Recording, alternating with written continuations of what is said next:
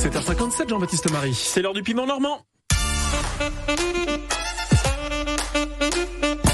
Et comme chaque vendredi, Jean-Baptiste, nous avons notre humoriste France Bleu Normandie, Adrien Beltoise, qui peut-être s'est fait tatouer France Bleu sur... Ça va pas tarder. Hein. Ouais, dépêchez-vous. C'est un collector. Après, ce sera ici. Et après, on refera du reponçage. C'est ça. Bon, un billet un peu spécial ce matin, Adrien, un peu personnel à l'occasion d'un anniversaire. Et oui, François, parce que ce matin, je vais m'adresser directement à un auditeur bien particulier qui va fêter ses 32 printemps demain, mon petit frère Clément. Et pourquoi je sais qu'il nous écoute? Parce que lui, il est levé depuis 5h30 du matin pour nourrir la France, car il est agriculteur. Et pas n'importe où, dans la région de Lisieux. Ce qui, dans ce métier, je le rappelle, double les chances de suicide. Autant vous dire que lui et moi, nous sommes le jour et la nuit, rat des villes, rat des champs. Je fais dans la culture et lui dans l'agriculture. Plus petit, je rêvais d'être acteur et lui, il rêvait des tracteurs.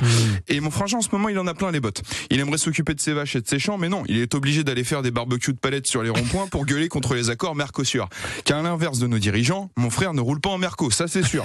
Il gagne pas si mal sa vie, mais il aimerait bien en profiter plus de sa vie et arrêter de l'user à se battre pour qu'on respecte son travail et qu'on le paye au juste prix. Mais visiblement, la seule chose qui importe au gouvernement en ce moment, c'est les 1001 façons de mettre un agriculteur sur la paille. Alors, message passé, mais avec de telles différences de caractère, Adrien, de milieu aussi, ça n'a pas dû être simple, votre enfance ensemble.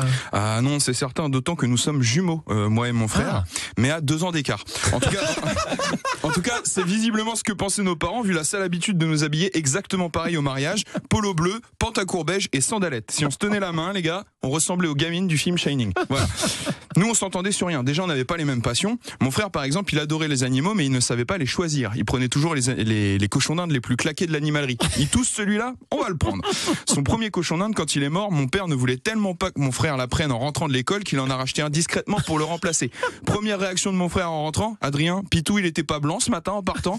La mort de Pitou 2, elle était beaucoup plus originale que son prénom. C'est ma mère qui l'a écrasé avec sa chaussure et qui m'a filé 10 € pour que je le dise jamais à personne. Et j'avais oublié qu'on était en direct, en fait. Mais Clément, il était passionné par-dessus tout par les chevaux. Il avait des posters de bourrin partout dans sa chambre. Et dans son club d'équitation, il se faisait surnommer Sabot d'or au fer d'argent. Waouh.